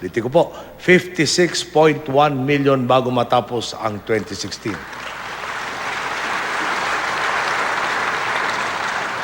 Ang mas malakas sa sektor ng turismo, manganganak na mas maraming trabaho. Tinataya ng DOT na nakapag-ambag ang turismo ng 3.8 million na trabaho noong 2011. Ang totoo nga po, hindi lang mga lugar na may magandang tanawin ang nakikinabang sa pagdayo ng turista, kundi pati ang mga karatig bayang may tuturing na tourism support communities. Ang mga lugar na pinanggagalingan ng pagkain inahanda sa mga resort, ng mga souvenir na ibinibenta at ng iba pang mga produkto at serbisyong nagsisilbing bukal ng kaunlaran para sa mga lalawigan. Malamang narinig na rin po ninyo ang mga good news na lumapag kamakailan sa bansa. Noong Marso, inalis po ng International Civil Aviation Organization ang significant safety concerns na ipinataw sa Pilipinas. Bunga po ito ng mga reforma sa aviation industry upang siguruhin pasok sa pandaigdigang pamantayan ang aviation safety sa Pilipinas. Dahil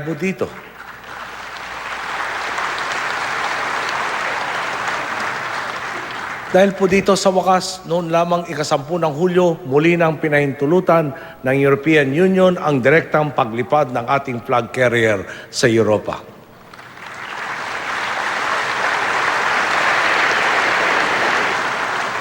Sipin po ninyo, paano kaya kung dati pa inayos at pinalakas ang ating aviation industry? Di po ba't sayang ang pagbisita ng mga turistang nawalan ng ganang dumalaw sa Pilipinas dahil dito?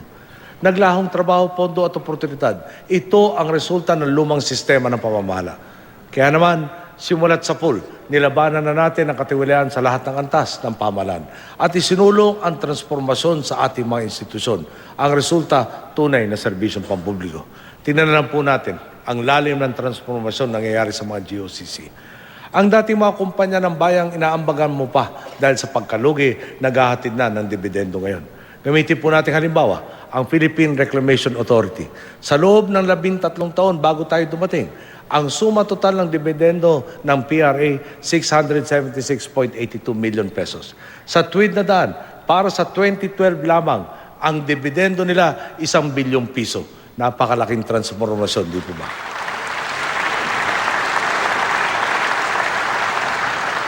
Mabuting halimbawa rin ang Local Water Utilities Administration. Noong 2011, ang recorded net loss ng naturang GOCC, 950 million pesos.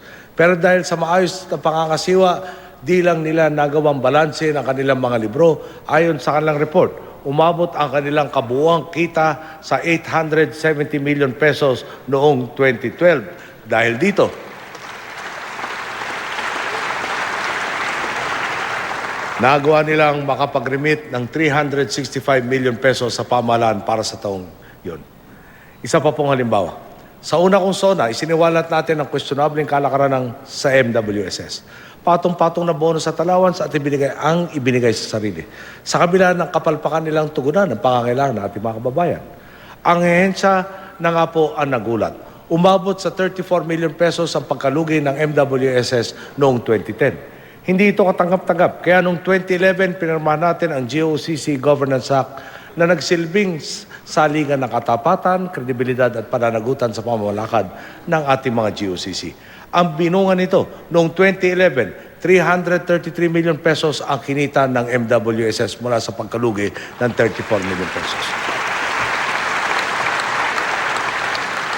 Noong 2012 naman po, ang kinita nila halos 2 bilyong piso. Kakambal nito, lumago rin ang kanilang dividendo.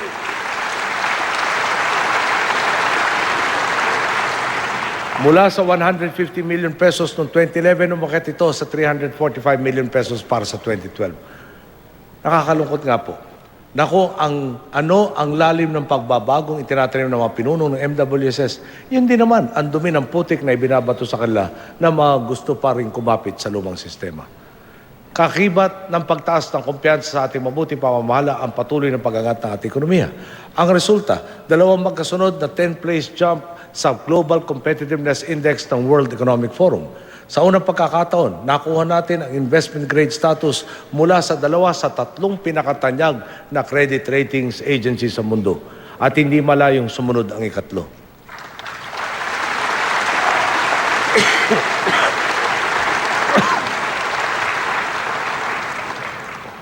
Napanatili ang stabilidad ng presyo ng mga bilihin at patuloy din ang pagbaba ng bahagi sa ating budget na pambayad utang at ang paglaki naman ng pondong nailalaan sa mga serbisyong panlipunan. Sa panahong matamlay ang pandaigdigang ekonomiya, nagpamalas tayo ng kahangahangang 6.8% GDP growth noong 2012. Nahigitan pa natin ito noong itong first quarter ng 2013, kung kailan naitala ang paglagong 7.8%. Pinakamataas na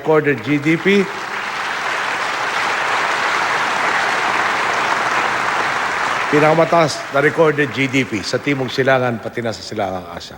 Special mention po dapat ang 28.5% na ambag ng manufacturing sa inilaki nating ekonomiya. Inaasahan po nating arangkada pa ang manufacturing sa mga darating na panahon. Tinaguri na po tayo ngayon bilang Rising Tiger ayon sa World Bank. Brightest Spark ayon sa pahayag ng Institute of Chartered Accountants in England and Wales. At iba pang mga bansang na tumutukoy sa transformasyon nangyayari sa ating bansa. Mula sa matuwid na paggugol ng pondo hanggang sa epektibong koleksyon ng buwis, mula sa pagpapaunlad na infrastruktura hanggang sa maaliwalas pagnenegosyo na lumilika ng trabaho. Talaga namang malinaw ang pahayag natin sa mundo. Kaya nang makipagsabayan ng Pilipinas sa agos ng kaunlaran.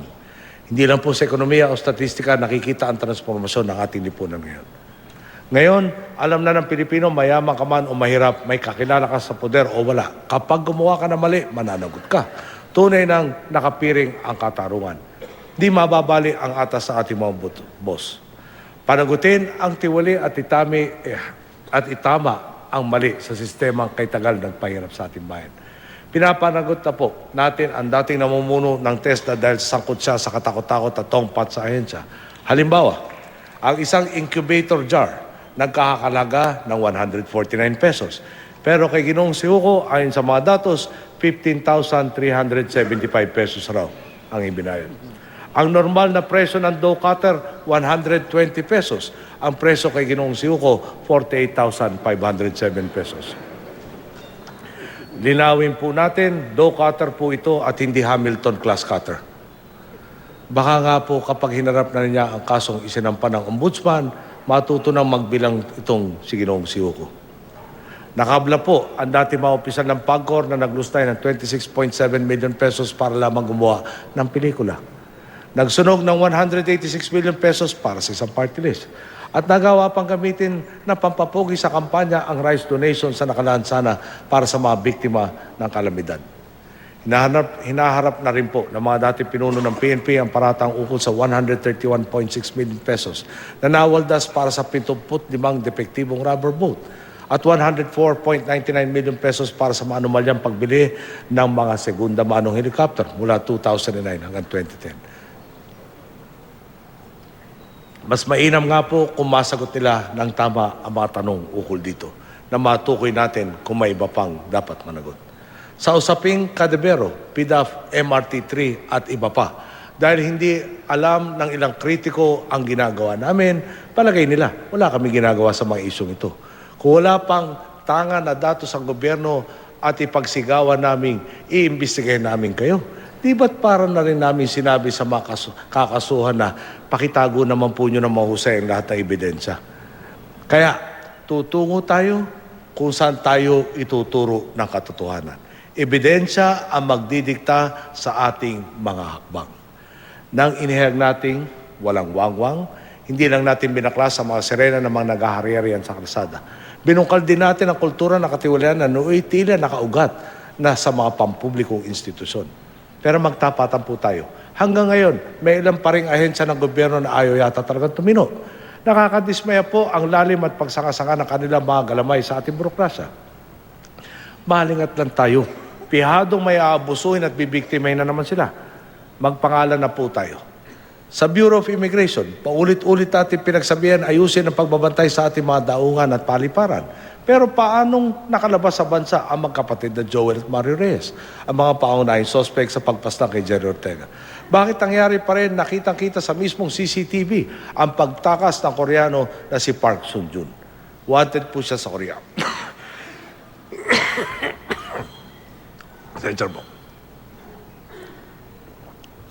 Wanted po siya sa Korea at naghihingi ng tulong ang kanyang gobyerno upang hulihin siya. Anong mukha naman po ang iharap natin ngayong mismong makawani ng ating gobyerno ang naghatid sa kanya at hinayaang siyang makatakas? Nakakatuyo din po ng pasensya ang kultura ng pwede na sa National Irrigation Administration. Imbis na maglatag ng plano para sa mga bagong patubig, kontento na sila sa paulit-ulit na rehabilitasyon ng mga irigasyon. Masabi lang na may nagawa. Kahit puro patsi-patsing trabaho, masaya na sila. Noon nga pong kanilang anibersaryo, itinanong ko kung bakit nasa 60% na naman lang ng kanilang target ang naabot noong 2012. Kung umabot na sila sa 87% noong 2011, kinabukasan, nagkita kami ng kanilang magaling na administrador sa NEDA board meeting. Ang sabi niya sa akin, Sir, ang dahilan po kaya 60% lang, 40% daw po ng target nila ay para sa Mindanao. Bagyong Pablo ang dumating at tinamaan, kaya na-delay sila ng 40%. Kailan po ba tumama ang Pablo? Noong unang linggo ng Disyembre. Ibig sabihin, binalak niyang tapusin ang 40% ng kanyang trabaho para sa taon sa loob lamang ng 3 linggo. Hindi po natin kailangan na ganitong uri ng pamamahala sa loob ng burokrasya. Para namang nakikipagtagisan sa kapalpakan itong Bureau of Customs. Imbis na maningil ng tamang buwis at pigilan ng kontrabando, parang walang pakundangan ng pagpapalusot nila ng kalakal pati na ng ilegal na droga, armas at iba pa sa ating teritoryo. Tinataya nga po ng Department of Finance na mahigit 200 billion pesos ang kita na dumudulas lang at hindi napupunta sa kaban ng bayan. Saan po kayo kumukuha ng kapal na muka para tumakawani na to sa ahensyang mga ito? Ay tila nagsasabi,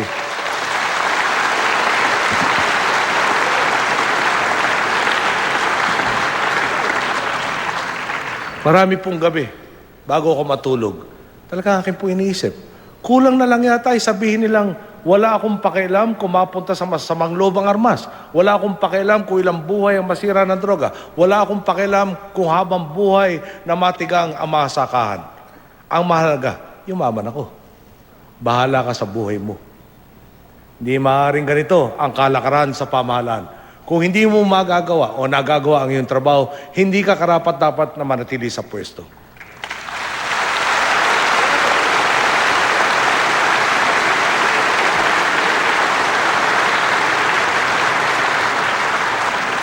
Kung matinukang kawani ng Bureau of Immigration, ng National Irrigation Administration, ng Customs o ng kahit ano pang ahensya ng gobyerno, sana makiambag ka palalo. Hindi sapat na yumuko ka sa loob ng cubicle. Bahagi ng trabaho mo ay tinapagpigil o bahagi ng trabaho mo ay ang pagpigil sa mali. Nasa tama kayo. Kaya huwag po kayong magtago. Padaliin ninyo ang pagnanais kung mahanap kayo.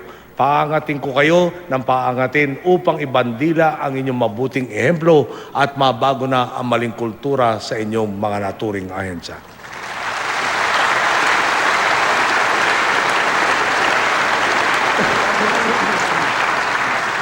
Para naman po, sa mga kawaning walang balak tumalikod sa kulturang wangwang, tapos na ang pakikiusap. Nagkaroon kayo ng 3 taon para ipakitang handa kayong umayos. Ngayon, hahanapin kung hindi ko pa kayo nahanap, pero yung hindi ko pa nahanap, talagang lalahatin ko na kayo. Ngayon po, pasensyahan tayo. Isabay na rin po natin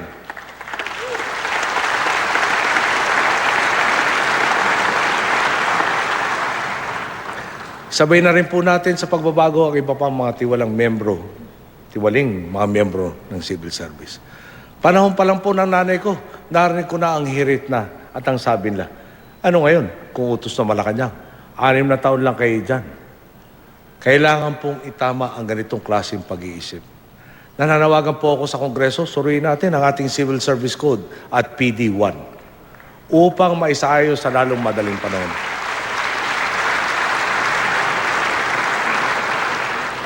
Suportado ko ang pagbuo ng mekanismo magbabalik sa dangal ng serbisyong publiko na tanging mga tapat, mauhusay at may prinsipyong mga lingkod bayan lamang ang maaaring makapasok at manatili sa gobyerno.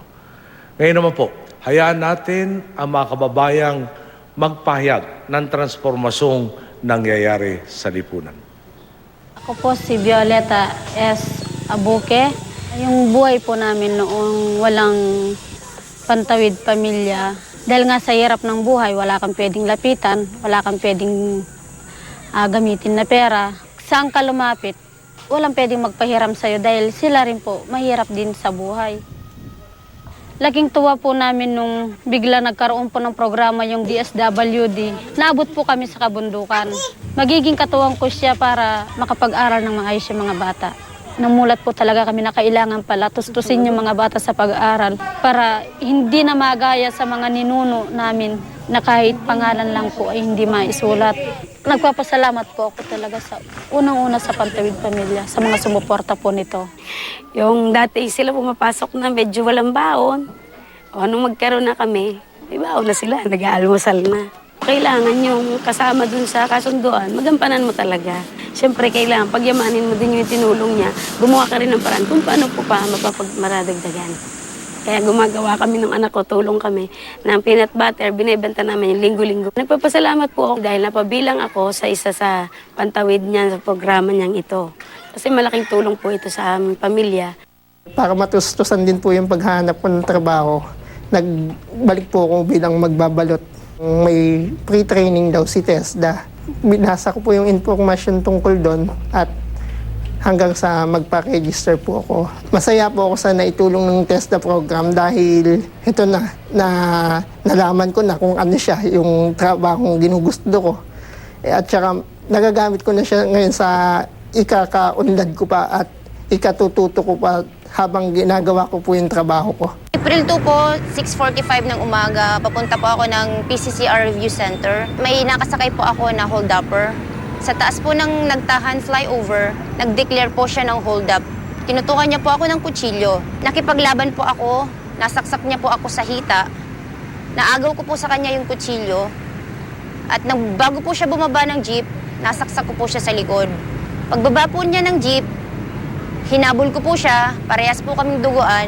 Yun po siguro ang nakatawag pansin sa taong bayan para mahuli po yung hold-upper. Inisip ko rin po, yung sinumpa ang serbisyo ko sa taong bayan. Sa kapwa ko pulis, gumawa lang po tayo ng tama at kung ano yung mabuti para sa kapakanan ng ating bayan at the same time po yung magiging reflection ng ginagawa natin sa PNP. Na-assign ako dito sa Police Station 4, 2006 hanggang 2012. Nigyan ako ng spot meritorious promotion ng ating Pangulo dahil siguro sa apprehension ko ng mga most wanted criminal dito sa Bacolod City. Yung nakaraang Sabado, yung binigay na barel sa akin ng ating Pangulo ay nagamit ko na sa pagdakip ng isang notorious na bukas kotse dito sa Bacolod City. Tatrabaho tayo kahit na mahirap, kahit na ang buhay natin ay atin itataya para lang makapagsilbi tayo sa ating kapwa at sa bayan. Ako dito sa Quezon Avenue bago mag-tunnel. After 15 minutes, may dumating na, I think, he's a policeman. Pero itong police na to, tinulungan talaga ako. He even tried to lift the car with his bare hands. So I was thinking na baka eventually humingi ng pera to. Then, dumating yung wrecker, inire-wreck na yung sasakyan ko, tinotow na kagad. Sabi ng police, no, tulong muna bago hata. Out of my gratitude, binibigyan ko siya ng 1,000 para kasi tinulungan niya ako. Pero hindi niya tinanggap. Ang sagot niya sa akin, ang trabaho namin is tumulong sa mamamayan. May pagbabago na sa ating mga kapulisan. Para kay P.O. Sultan, I salute you. Sa ngayon, yung tinatawag nating modernization program ng Navy, hindi lang naman gamit yan eh. Kaakibat na rin yung para sa mga welfare sa mga tao natin. At nakikita naman namin, hindi lang ako, 10 na aking mga kasama sa hukbong dagat ng Pilipinas, natutuwa kami sa mga changes, no, na nakikita na namin. Yung tuwid na daan ng ating Pangulo, talagang nararamdaman talaga namin. Masaya kami ngayon, wala na kami hilingin pa. Kaya sabi ko sa mga kasama ko, ibinibigay na sa atin ng gobyerno ang lahat. Gawin naman natin trabaho natin at ibalik natin para sa bayan, para sa mga tao.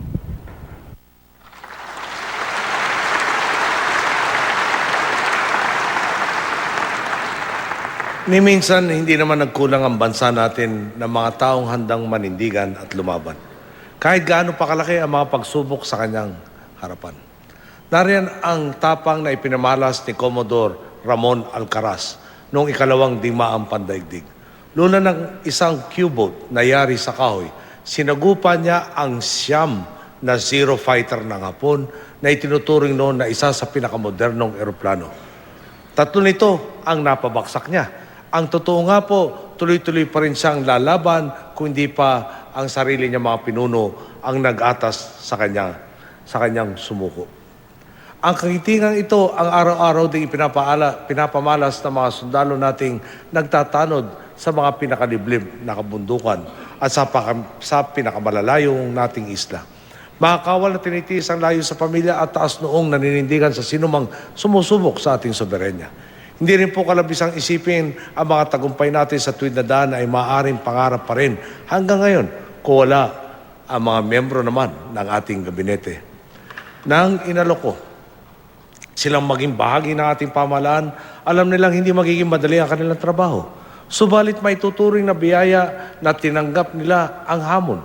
Nanumpa silang tutulong sa transformasyon at simulat sa pool, araw-araw silang nagsasakripisyo upang hindi masayang ang pribilehong paglingkuran kayo. May mga katulad ni Kalihim Albert del Rosario. Kung ibabase sa tradisyon, ang unang opisyal na biyahe sa labas ng Pilipinas ng isang kalihim ay sa mga bansang may matibay at mapayapa tayong ugnayan. Ngunit, pagkatapos niyang manumpa bilang Foreign Affairs Secretary, kumuha lang yata ng pambihis, lumipad agad si Secretary del Rosario patungong Libya.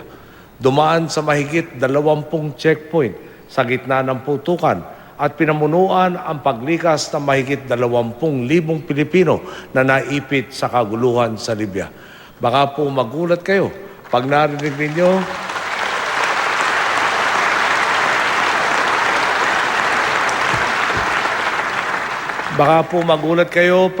ninyo kung taga saang bansa ang mga banyagang nakiangkas pa sa ating paglilikas. Iba na nga po ang Pilipinas ngayon. Imbis na tayo lang ang parating tinutulungan, ngayon kaya na rin nating tumulong sa mga dayuhan.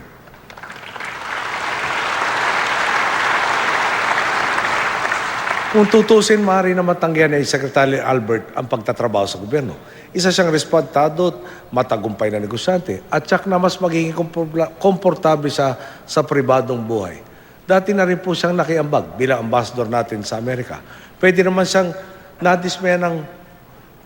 nadismaya na lang nang pababayin siya sa pwesto dahil tinutulan niya ang pagdeklara ng state of emergency ng nakarang administrasyon 2006. Pero tinawag po natin siya para bumalik at tumagan siya. Ngayon po, nagbibigay siya ng mas malaki pang ambag bilang kalihim. Handa niyang ilagay ang sarili sa panganib dahil alam niyang walang ibang sasaklolo sa Pilipino kundi ang kapwa rin Pilipino. Sa patuloy mong paninindigan para sa ating karapatan, saludo po ako sa inyo, Secretary Albert del Rosario.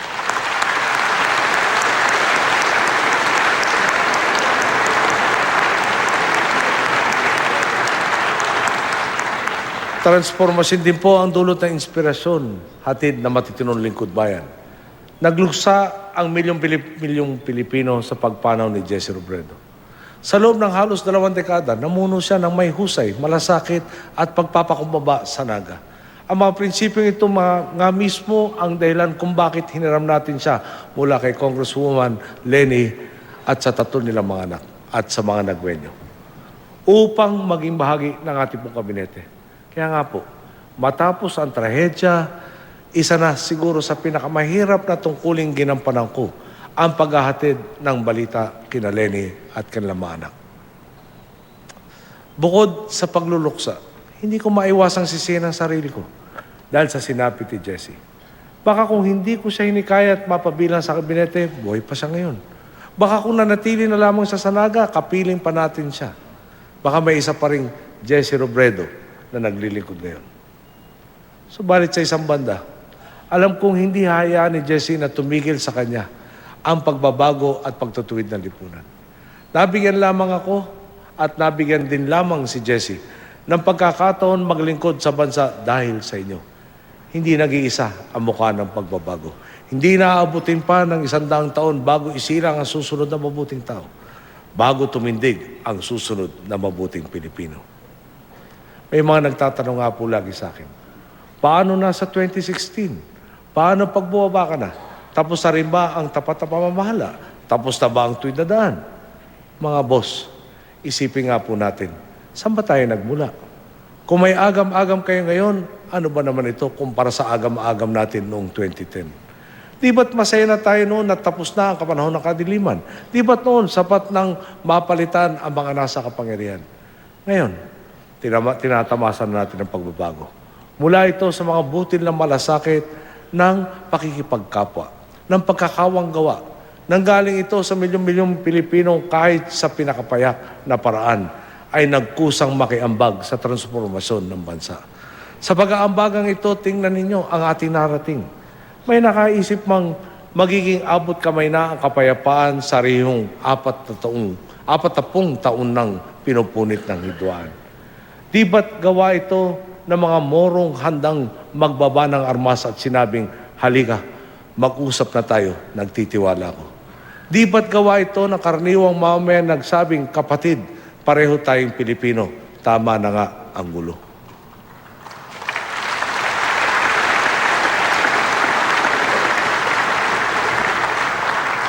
Nang unang iminungkahi ang Pantawid Pamilya, nariyan ang tanong, paano maabot ang kailangan nitong epekto? Nasaan ang pondo para masaklaw ang lahat ng maralitang Pilipino?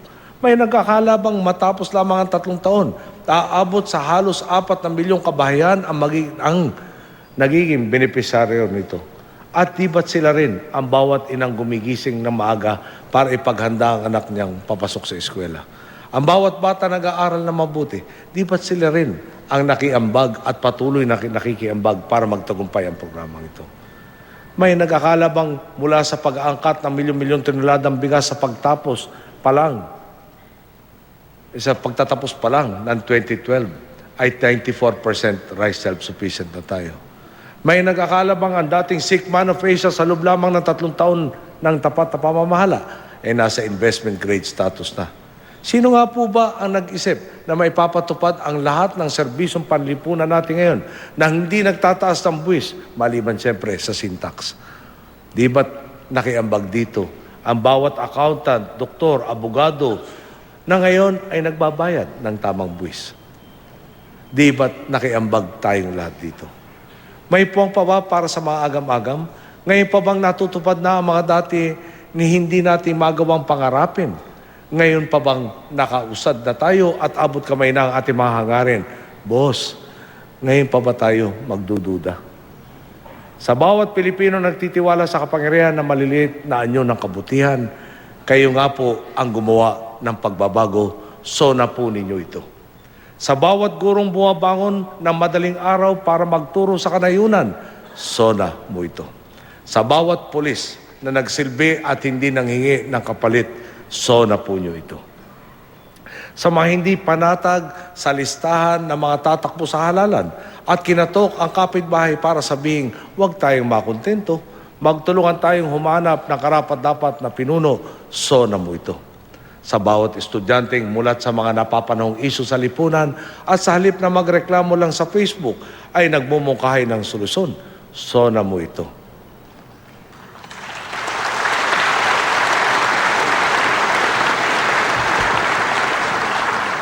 Kay Brigadier General Ramon Mateo Dizon, paritirong pinuno ng Presidential Security Group. Nakasama ko na noon pa laban sa mga kudeta noong panahon ng nanay ko hanggang sa aking pagkapangulo. Pinangalagaan mo ang seguridad ko, pati na ng personal at opisyal kong pamilya. Buong kumpiyansa akong pumunta sa ibang bansa man o sa mga liblib na sulok ng Pilipinas. Chito, nakiambag ka rin sa pagbabago. Tunay kang tapat sa watawat, sa saligang batas at sa sambayan ng Pilipino. Siyempre,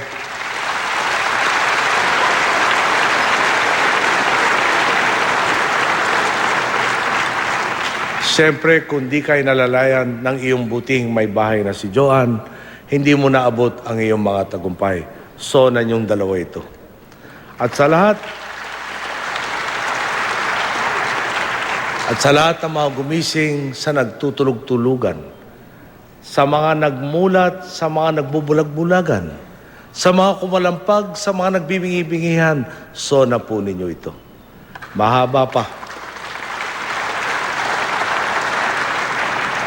Mahaba pa ang ating lalakbayin. At hindi natin kailanman sinabing madali o walang mga hadlang sa landas na ito. Subalit wala akong duda sa kakayahan nating lampasan ang anumang barikada. Hindi tsamba ang mga tagumpay na tinatamasa natin ngayon. Huwag tayong papayag na maging panandalian lamang ang transformasyon. Samantalahin natin ang pagkakataon upang gawing permanente ang pagbabago. Ito po ang aking ikaapat na sona. Noong ako'y congressman ng mga taga-Tarlac ang aking lakas. Nang ako'y maging senador at hanggang ngayon, sa aking pagkapangulo, nariyan ang sambayanan. Pilipinas, kayo ang aking lakas.